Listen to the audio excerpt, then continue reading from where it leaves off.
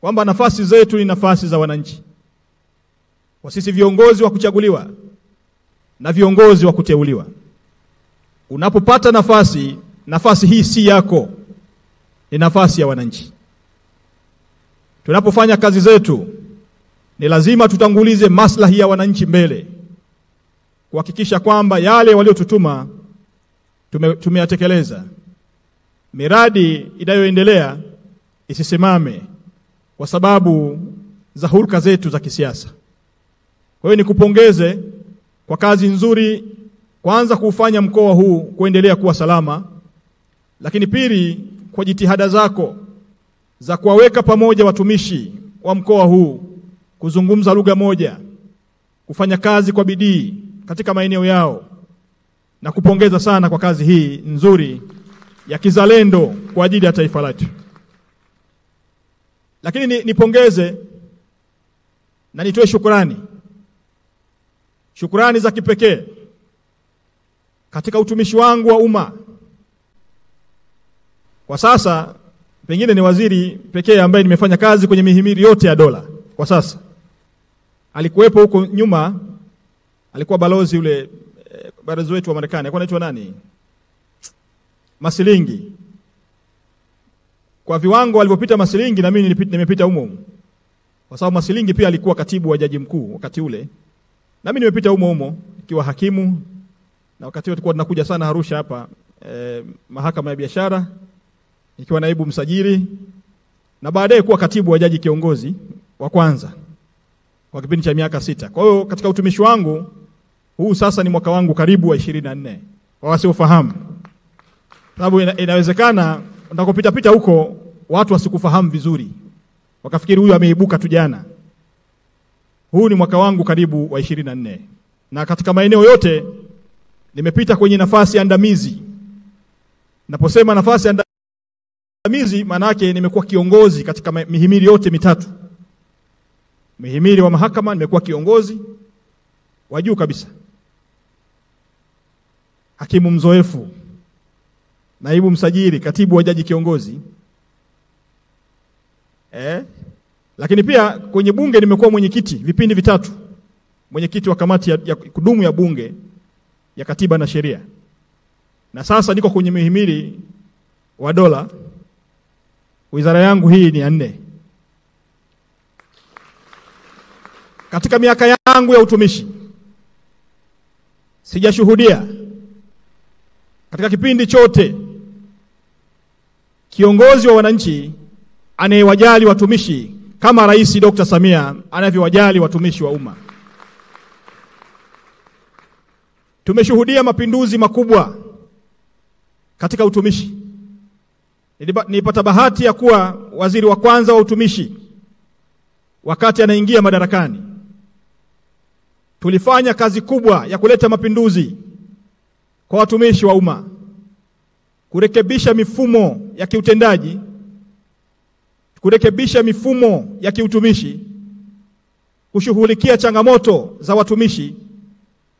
Nakumbuka nikiwa utumishi tulipokea malalamiko ya kila mtumishi kuhusu kupandishwa vyeo, kupandishwa madaraja, kurekebishwa mishahara, uhaba wa posho na malalamiko kadha wa kadha. Tulifanya kazi hiyo kwa wivu na uzalendo hali ya juu. Na hali hii ilipelekea rais wetu Dr. Samia kupandisha madaraja kwa watumishi wa umma kote nchini. Kwa mara ya kwanza kabisa watumishi zaidi ya 200,000 walipandishwa madaraja na vyeo mbalimbali nchini. Tumpigie makofi rais huyu mzalendo kwa taifa hili.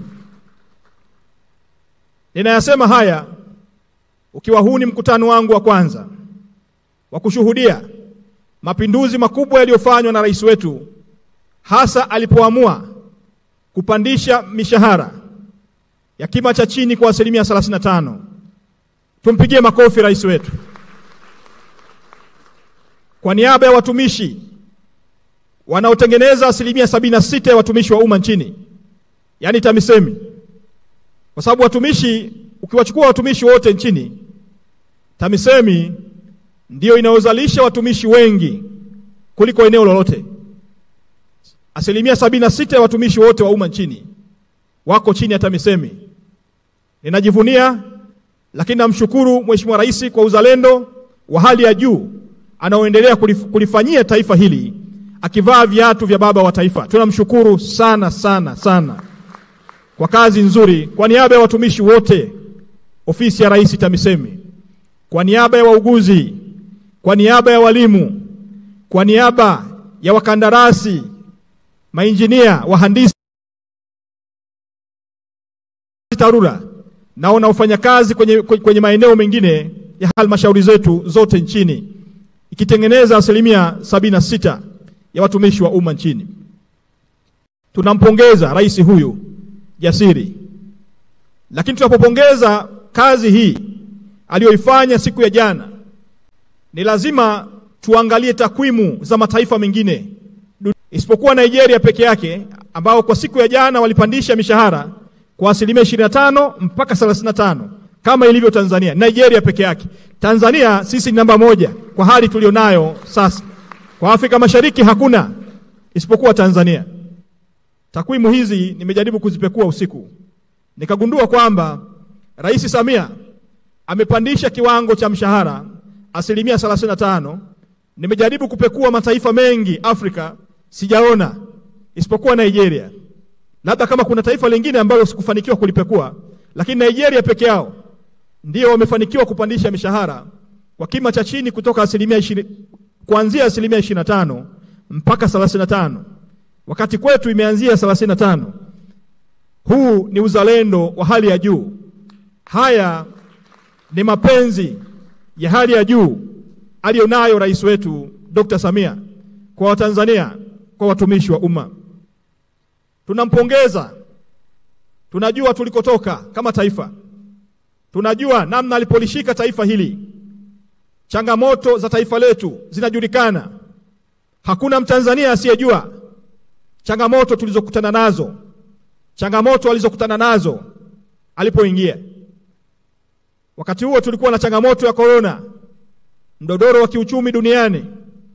Lakini bado tunaona kwa takwimu za jana za IMF za jana, Tanzania hali ya uchumi imeendelea kukua, na matarajio tutakuwa kwa 6% mwaka huu 2025, 6% kwa takwimu za jana za IMF. Kama rais wetu ameweza kupandisha mishahara 35% tulipokuwa kwa 5.5% uchumi wetu, maana yake kadri tunavyoendelea kukua kiuchumi, rais wetu hawezi kutuacha kamwe. Sisi watumishi wa umma tunaolijenga taifa hili kwa nguvu na jasho kubwa, mimi na ninyi tutakuwa ni mashahidi kwa kazi ambayo rais wetu ataifanya kesho, ya kuendelea kutuangalia na kutujali kwa kazi kubwa tunayoendelea kuifanya katika taifa hili. Ninawapongeza sana. Na hapa Mheshimiwa Mkuu wa Mkoa, nimekupongeza kwa mkoa wa Arusha.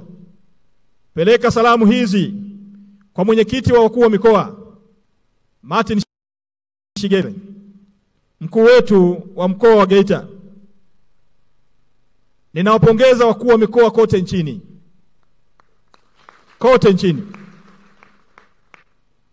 kwa kuendelea kuimarisha hali ya usalama, amani, kuendelea kuimarisha ukuaji wa uchumi katika maeneo yetu kote nchini.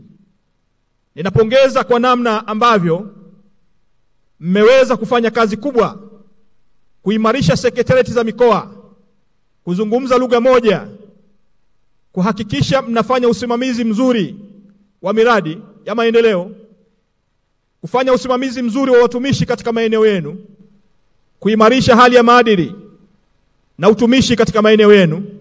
Lakini wapongeze kwa kazi kubwa ya kutekeleza maelekezo ambayo yamekuwa yakitolewa mara kwa mara na Amiri Jeshi Mkuu na rais wetu Dr. Samia, ambayo ninyi ndio kiungo kikuu wawakilishi wake, mkiwa kama marais wa mikoa yenu, mkimwakilisha Rais Samia kwa maelekezo mnayoyashusha katika wilaya kwa wakuu wa wilaya. Lakini hapa lazima nipongeze mamlaka za serikali za mitaa, wakurugenzi wa halmashauri na watumishi kote nchini kwa kuimarika kimaadili na kiuzalendo. Mnafanya kazi nzuri sana kwa taifa hili. Hongereni sana. Mimi ni shahidi. Mwaka 2021 hali haikuwa hii. Maana yake watumishi wa umma wameimarika, na hakika mnatembea katika ndoto za rais wetu anayetamani kuona utumishi wa umma ukiwa ni fikra za kuwatumikia wananchi katika maeneo yetu. Ninawapongeza sana. Takwimu zenu za utendaji za kila mwezi zinaonesha ni namna gani utendaji wenu umekuwa ukiboreka kila siku. Ninawapongeza sana kwa kazi hii nzuri iliyotukuka kabisa. Jipigeni makofi mengi sana kote nchini. Ujumbe huu uende kwa kila mmoja wetu. Mamlaka zote za serikali za mitaa na sekretariati za mikoa, nina imani kubwa na ninyi kwa kazi kubwa ambayo mnaendelea kuifanya katika maeneo yenu. Nikiwa kama waziri ninayesimamia mwenye dhamana katika wizara hii, ninawapongeza kote, kusini na kaskazini, mashariki na magharibi, katika mikoa ya Mtwara mpaka mikoa ya Kagera. Kazi mnayofanya watumishi wa umma si ya kubeza, si ya kubeza hata kidogo. Na ndio maana Mheshimiwa Mkuu wa Mkoa, mimi nitakuwa mtu wa mwisho hapa. Sitamtaja Mheshimiwa Rais kwa sababu yeye hatumweki kwenye viwango vyetu. Nitakuwa mtu wa mwisho kuwasaliti ninyi katika maeneo yenu, na kamwe sitaruhusu hata kidogo kuona mtumishi yoyote akionewa katika maeneo yenu. Sitakubali na sitaruhusu hata kidogo, hata kama atakuwa nani. Hili sitakubali hata kidogo. Kwa mtumishi mzalendo, tutaenzi utumishi wake. Kwa mtumishi mwadilifu, tutahakikisha tunampongeza kwa kazi nzuri anayoifanya. Na hii si maelekezo yangu, ni wajibu ambao baba wa taifa aliusisitiza nyakati zote, nyakati za kupigania uhuru wa taifa hili na nyakati tulizopata bahati ya kumshuhudia utawala wake. Na haya ndio maelekezo ya rais wetu Dr. Samia. Mapenzi yake kwetu sisi watumishi wa umma hayana kifani, hayapimiki, yamejaa.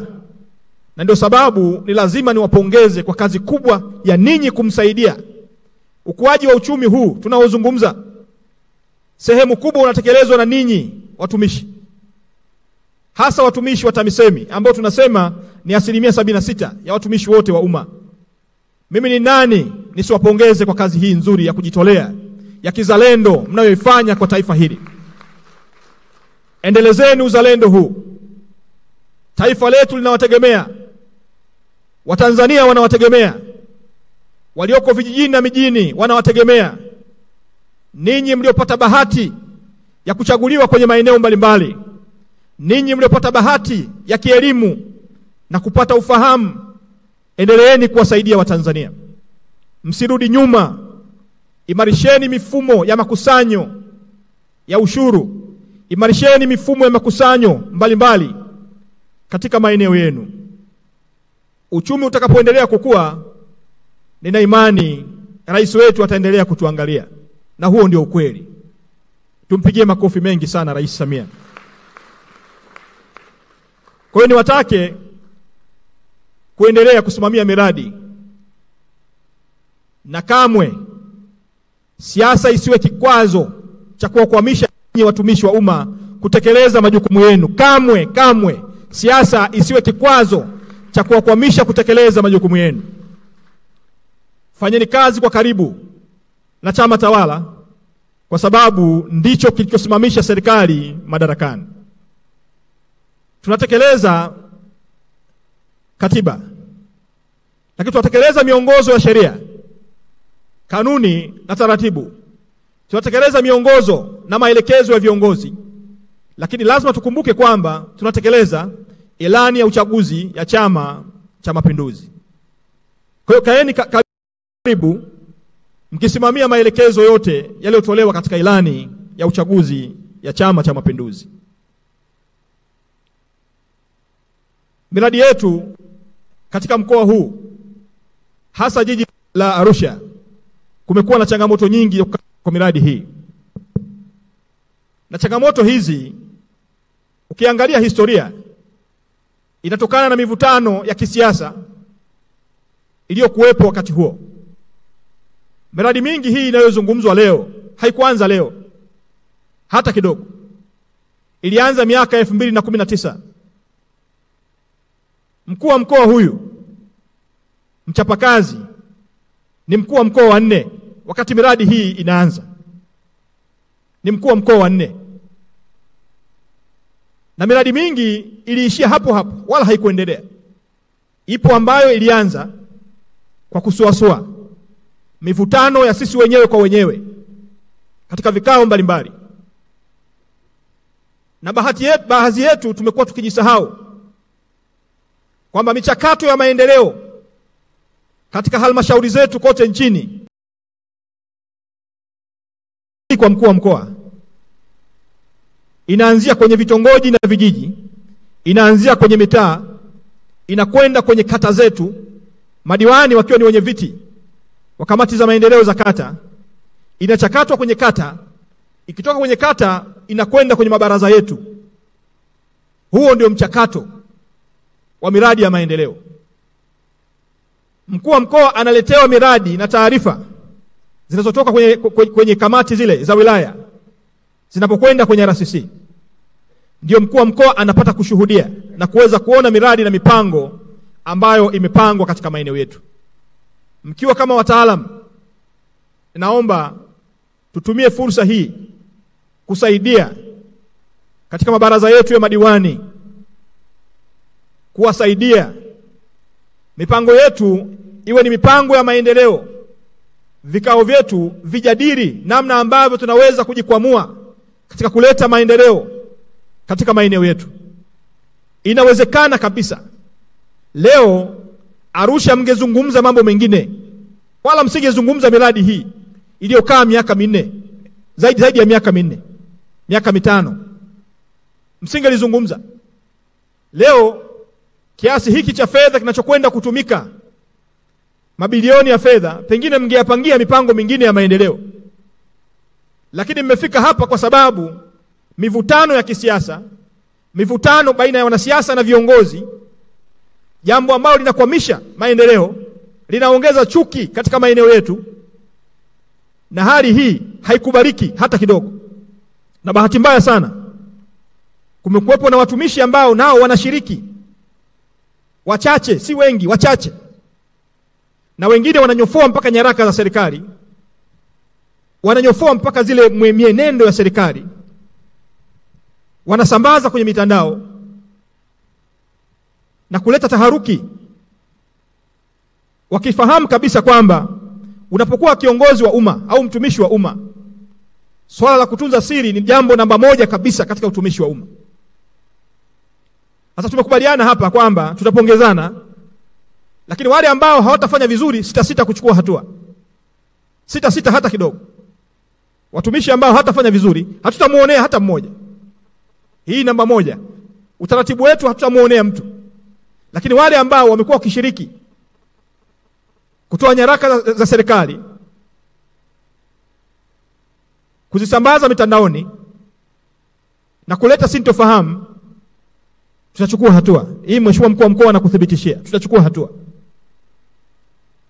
Kwa sababu jukumu la kutunza siri za serikali ni jukumu namba 1. Lakini wako miongoni mwetu ambao tumekuwa tukishiriki kwenye vitendo viovu vya rushwa na ubadhirifu.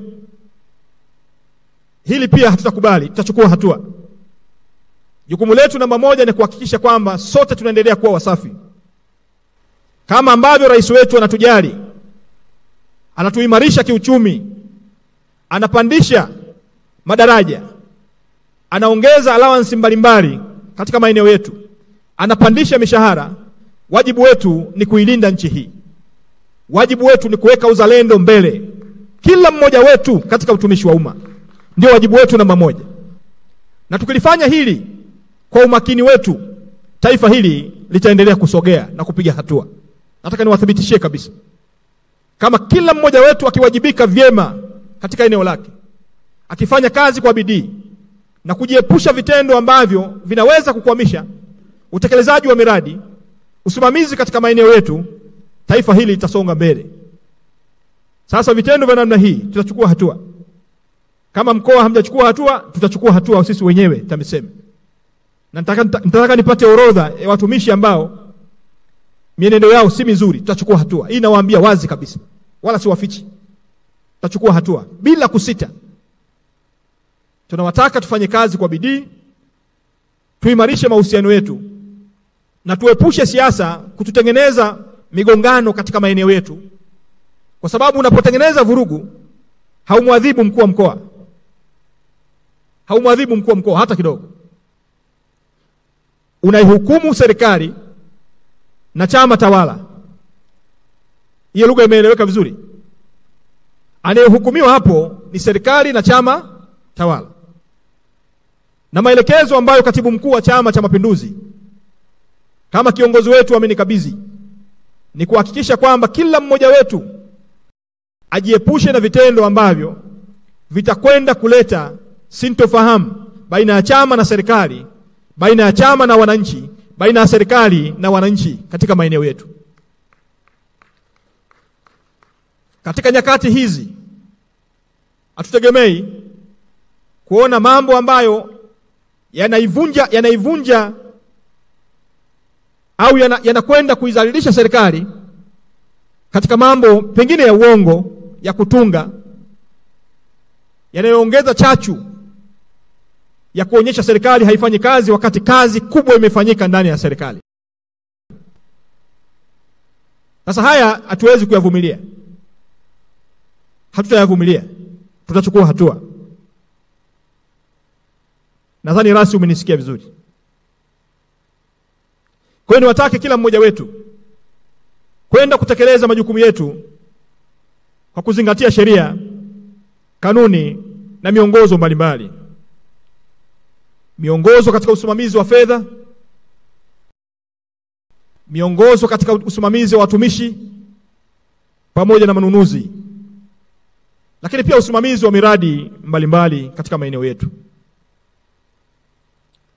Lakini maelekezo yangu pia ni watake wakurugenzi wote wa halmashauri nchini kuendesha halmashauri zetu kwa kuzingatia kanuni za kudumu za halmashauri, sheria na taratibu kote nchini. Ninawataka wenu kuacha na kujiepusha na makundi yanayoleta migawanyiko, na kila mmoja wetu kuwa na umoja na mshikamano katika maeneo yetu ya kazi.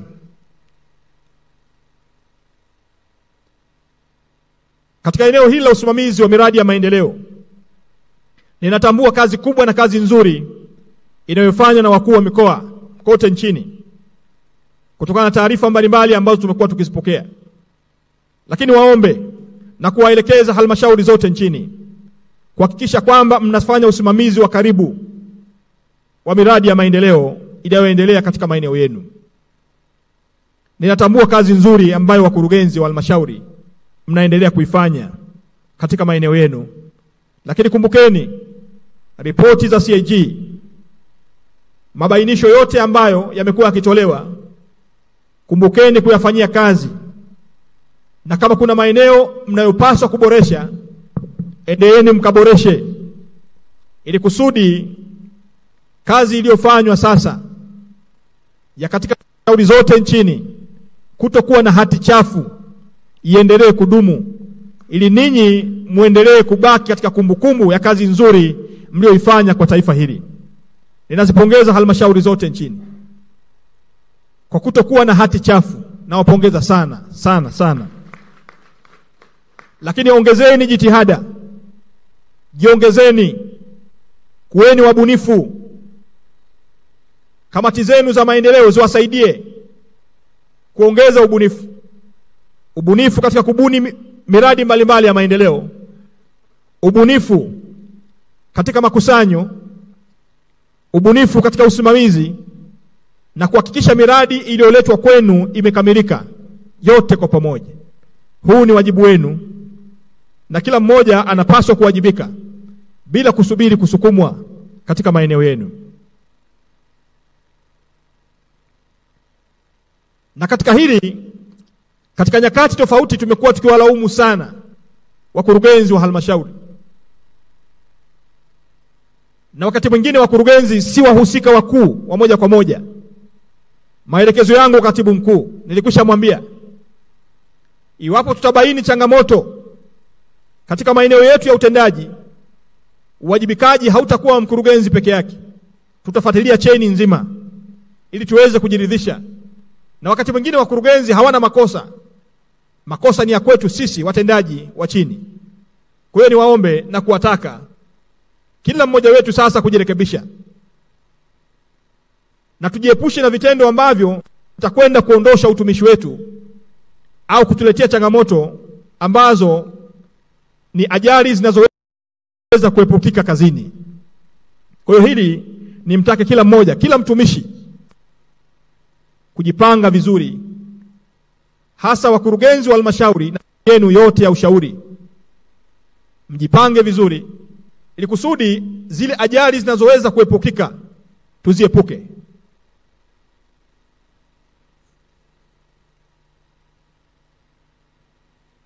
Ninawapongeza wakurugenzi wa halmashauri kote nchini kwa sababu mmefanya kazi nzuri sana ya makusanyo katika halmashauri zenu nchini. Hongereni sana. Tuwapigie makofi wakurugenzi. Mmefanya kazi nzuri sana. Lakini matarajio yangu mtaendelea kuongeza ubunifu. Ni matarajio yangu kwamba makusanyo yataendelea kuongezeka. Mtaendelea kuminya mianya ya upotevu wa mapato katika halmashauri zenu. Ninawataka mtende haki wakati wa makusanyo na msimuonee mwananchi katika maeneo yenu.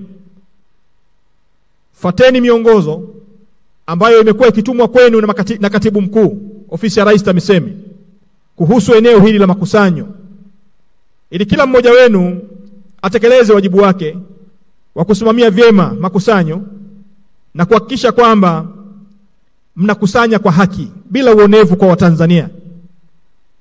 Hii iwe ni ajenda moja mnayopaswa kuishi nayo katika maeneo yetu.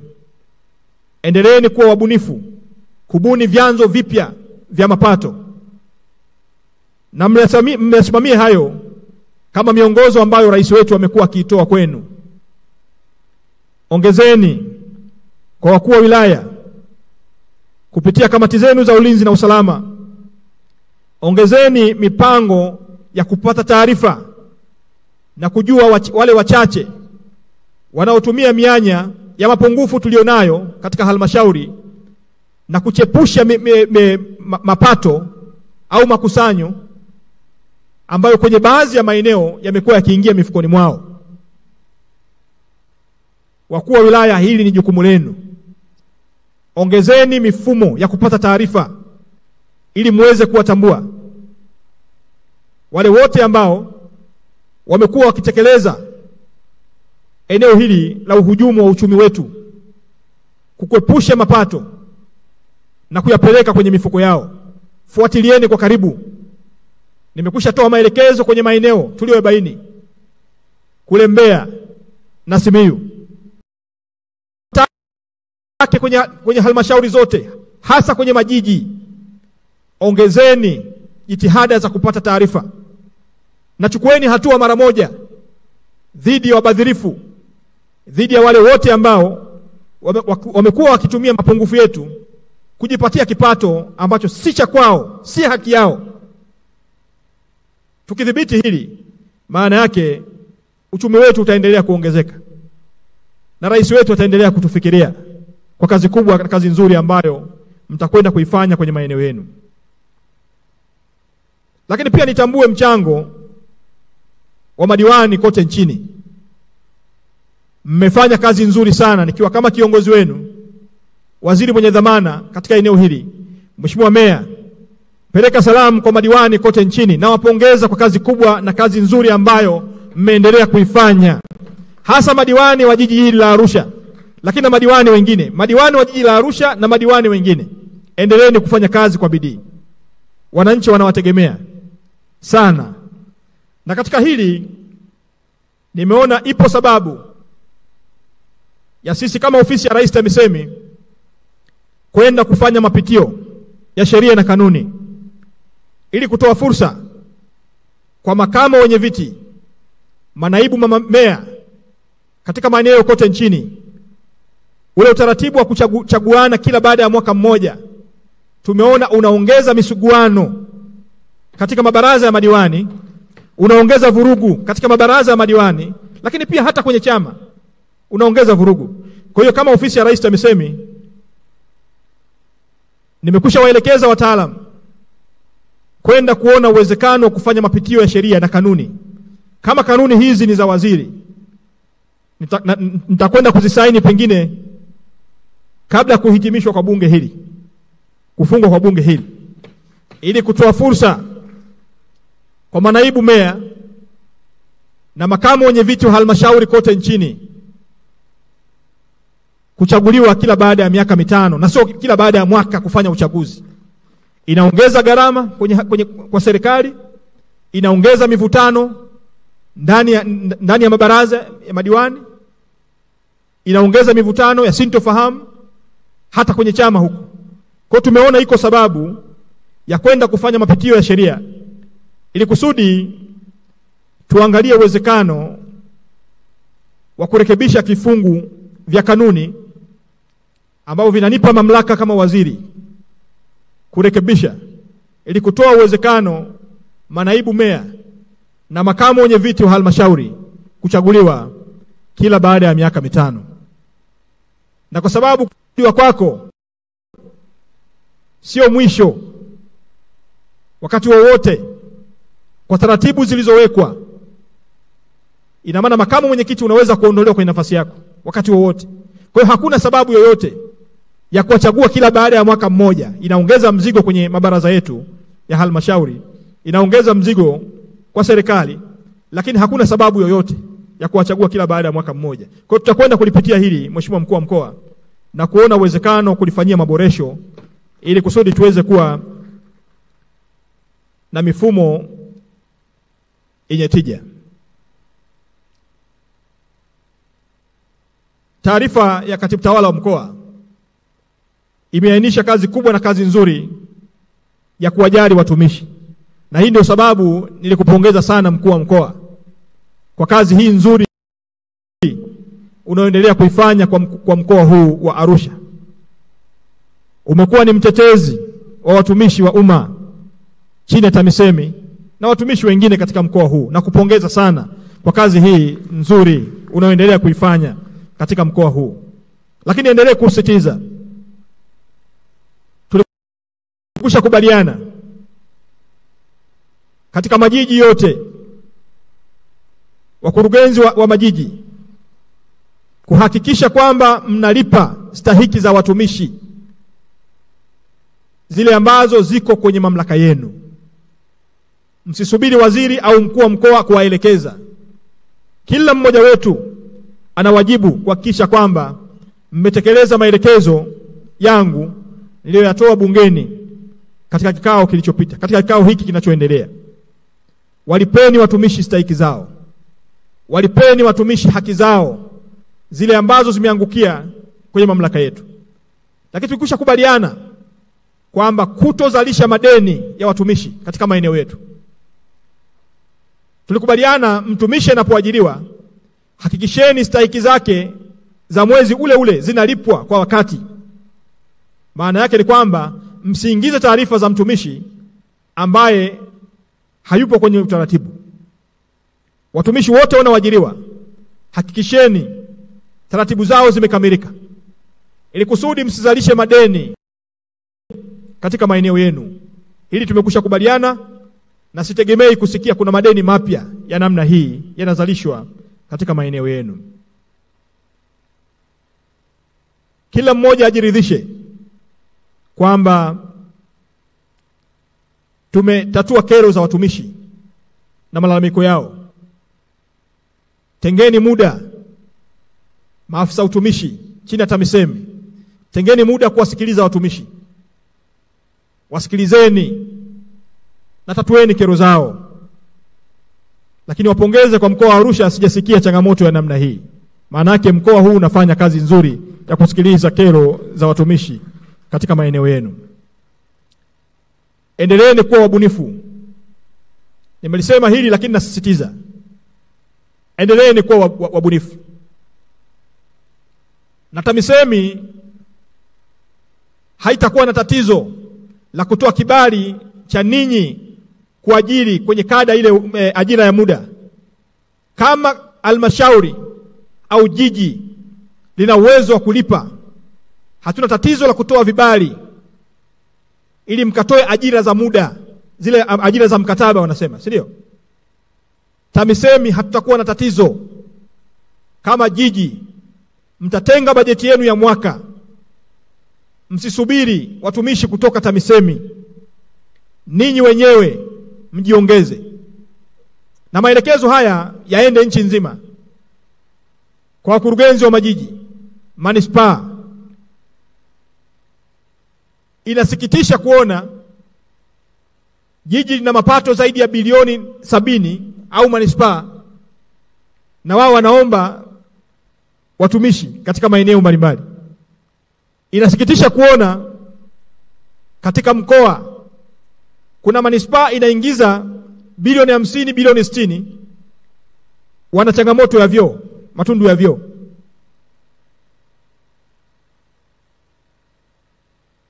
Hili nawathibitishia, nikipita sehemu ni changamoto hii nikaikuta, maana yake mkurugenzi kwenye eneo hilo hutoshi.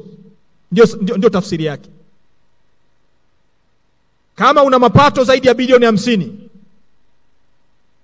au hata pungufu, mkiweka vizuri mipango yenu ya maendeleo katika vikao vyenu kwenye mabaraza, mkajiwekea mipango ya kwenda kutatua changamoto ya matundu ya vyoo, haipendezi kwa karne hii tukao bado tuna mapungufu ya vyoo, matundu ya vyoo kwenye maeneo yetu, na wakati fedha tunazo. Halmashauri ina fedha, majiji na manispaa zina fedha, alafu mnaiandikia TAMISEMI kuomba matundu, fedha za kujenga matundu ya vyoo. Hii haikubaliki hata kidogo. Kwa hiyo maelekezo yangu nimekusha yatoa wakati nahitimisha hotuba yangu ya kukamilisha kwa bajeti ya wizara yetu. Ninawataka watendaji kwenye halmashauri zote nchini kubeba uchungu wa changamoto za wananchi na kwenda kuzitatua katika maeneo yenu. Msisubiri mkuu wa mkoa kuja kuwaelekeza kujenga au kutatua changamoto ya matundu ya vyoo kwenye shule zetu. Maelekezo haya sasa, katibu mkuu, myashushe kwa wakurugenzi wote wa halmashauri, manispaa na majiji. Haipendezi hata kidogo kwa ubinadamu wetu kujenga shule tukasahau matundu ya vyoo. Tunajengaje madarasa mapya tukasahau kuweka kwenye mipango yetu ujenzi wa matundu ya vyoo? Tunaposikia, tunapokea taarifa kutoka kwa wakurugenzi wa majiji, manispaa, sio Arusha lakini nazungumzia maeneo mengine. Arusha mnafanya vizuri sana. Mkurugenzi anaomba fedha bila aibu ya kwenda kuongeza tundu ya vyoo wakati ana bajeti ya kutosha. Maana yake auishi na changamoto za wananchi. Kwa hiyo hili tekeze, mwende mkaliboreshe ili kusudi tuwe na taifa ambalo watendaji wake wamejitoa, wazalendo na wamedhamiria kwenda kubadilisha changamoto za wananchi na kuwa ni manufaa katika jamii yetu. Kwa hiyo Mheshimiwa Mkuu wa Mkoa, natambua leo tuna ratiba ndefu, lakini itosha kusema nimeridhika sana na utendaji wako, nimeridhika sana na utendaji na usimamizi katika mkoa huu, na kupongeza sana kwa uzalendo wako kwa wananchi, kwa ubunifu wako kwa Watanzania. toka umefika mkoa huu wa Arusha, tunashuhudia ubunifu wa kila siku ubunifu. Kila siku ni matukio mkoa huu wa Arusha. Kila siku.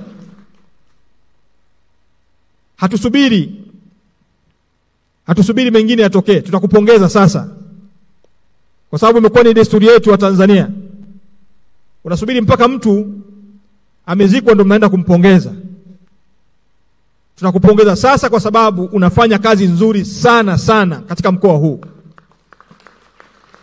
Umeleta utulivu, umeondoa changamoto zilizopo, na kamwe, maelekezo yangu kwako, kamwe si siasa zisikuyumbishe. Fanya kazi. Siasa zisikuyumbishe. Siasa zisikuyumbishe. Nadhani nimeeleweka vizuri. Chapa kazi. Ndio maelekezo yangu kama waziri mwenye dhamana katika wizara hii. Fanya kazi. Wananchi wa Arusha wanakutegemea sana. Watumishi wa umma mkoa wa Arusha wanakutegemea sana. Na mimi kama msaidizi wa karibu wa Mheshimiwa Rais kwa mkoa huu wa Arusha nakutegemea sana.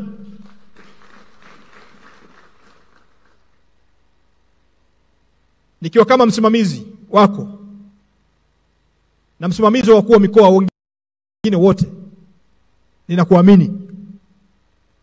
ninakuamini. Wasaidie wananchi wa Arusha kuamua miradi yote iliyokwama. Naendelea kubuni miradi mipya ili tulijenge jiji hili la Arusha. Endelea kubuni miradi mipya. Na nitahakikisha ninakusaidia kuhakikisha kwamba miradi hiyo imeendelea na imekamilika. Miradi hii tunayokwenda kuizindua leo, niko tayari. Tutaizindua leo.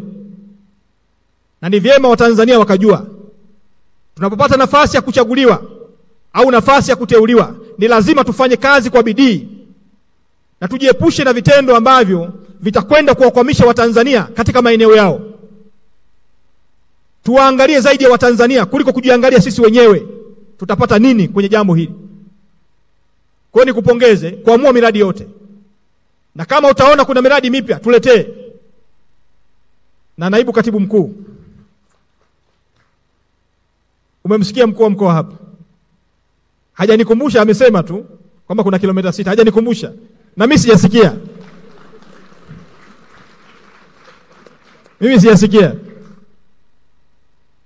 Na kwa kuwa mtendaji mkuu wa TARURA yupo Arusha, maelekezo yangu hizo kilomita 6 zipatikane mara moja. Ndio maelekezo yangu.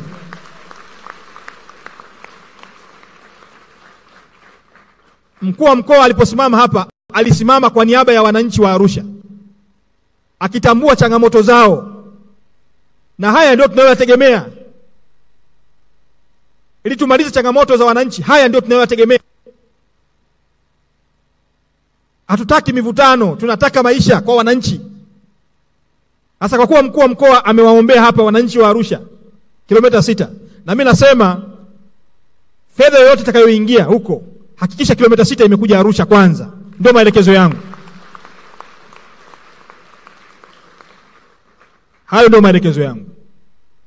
Kwa hiyo mwisho kabisa, niendelee kuwashukuru watumishi chini ya ofisi ya Rais TAMISEMI. Na niwaombe muendelee kufanya kazi kwa bidii. Muendelee kufanya kazi kwa bidii. Watanzania wanawategemea. Na kamwe msirudi nyuma. Nimekwisha sema hapa, nitakuwa mtu wa mwisho kuwasaliti. Nitakuwa mtu wa mwisho. Na sitakubali hata kidogo kuona miongoni mwenu mkipitia changamoto ambazo mimi kama waziri naweza kuzikwamua. Sitakubali hata kidogo. Kwa hiyo niwatake mkafanye kazi kwa bidii. Na wale wachache miongoni mwetu wenye kuhitaji kujirekebisha, endeleeni kujirekebisha. Na mjirekebishe sasa, msisubiri niwafikie. Nadhani nimeeleweka vizuri. Msichelewe kujirekebisha. Ndio maana yangu. Na ninaposema hivi ninamaanisha. Na mimi sina huruma ninapofikia hatua hiyo. Na pengine ndio maana nilikuwa hakimu, kwa sababu nilikuwa nafunga watu kweli kweli. Sina huruma, lakini siwezi kumuonea mtu. Sisi wengine ni watu wa Mungu. Siwezi kumuonea mtu hata kidogo. Siwezi kumuonea mtu, kwa sababu tuna vipimo vyetu za kumtia mtu hatiani. Tuna vipimo vyetu. Tukiona kuna shaka kidogo hivi, tunajua huyu hana hatia. Tukiona shaka. Lakini kama tunaona kwamba changamoto hii iko beyond reasonable doubt, imevuka ile mipaka ya shaka, tunajua huyu changamoto hii imemtia hatiani. Sijui mmenielewa vizuri hapo Nimeongea lugha kidogo ya kihakimu. Kwa hiyo niwatake mkafanye kazi kwa bidii. Na ujumbe huu ni kwa watumishi wote nchi nzima. Serikali na waamini. Na katika utumishi wangu wa umma mwaka sasa karibu wa 24, sijawahi kuona wakati ambapo watumishi wa umma wameungana, wameshikamana kama wakati huu chini ya Rais Samia. Sijawahi kuona. Nimeshuhudia utawala wa baba wa taifa, japokuwa nilikuwa mdogo lakini nilishuhudia. Nimeshuhudia tawala zote zilizopita. Utawala wa Rais Samia, watumishi wa umma mmeshikamana hasa. Endeleeni kushikamana kwa ajili ya taifa lenu.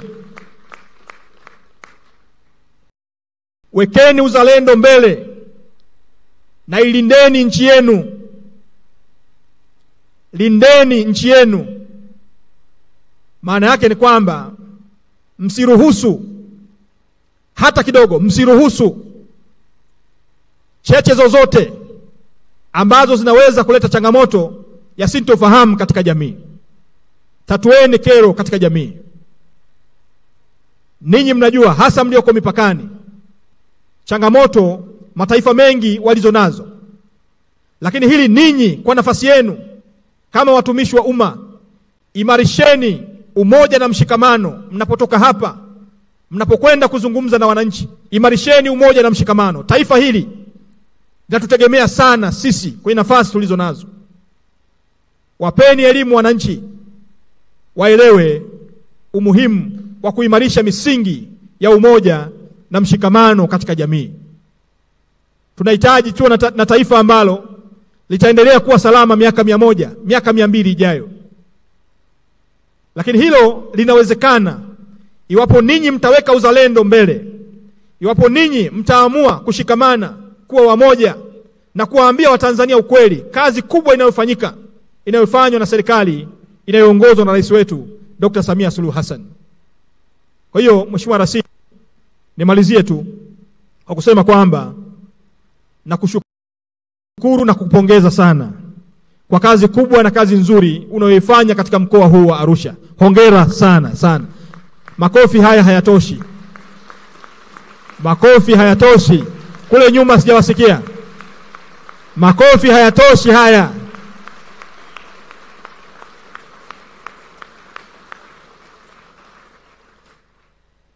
Lakini ninarejea kwa niaba yenu watumishi walio wengi nchini, asilimia karibu 76 walioko chini ya TAMISEMI.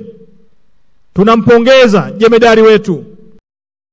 Tunamshukuru kwa namna alivyoamua kuingia katika moyo wetu sisi watumishi wa umma na kutufikiria, kutupandishia kiwango cha asilimia 35 cha mishahara kwa kima cha chini. Tumpigie makofi mengi jemedari huyu. Makofi hayatoshi. Tusimame, tumshukuru, tusimame. Tupige makofi mengi sana kwa rais wetu Dr. Samia Suluhu Hassan.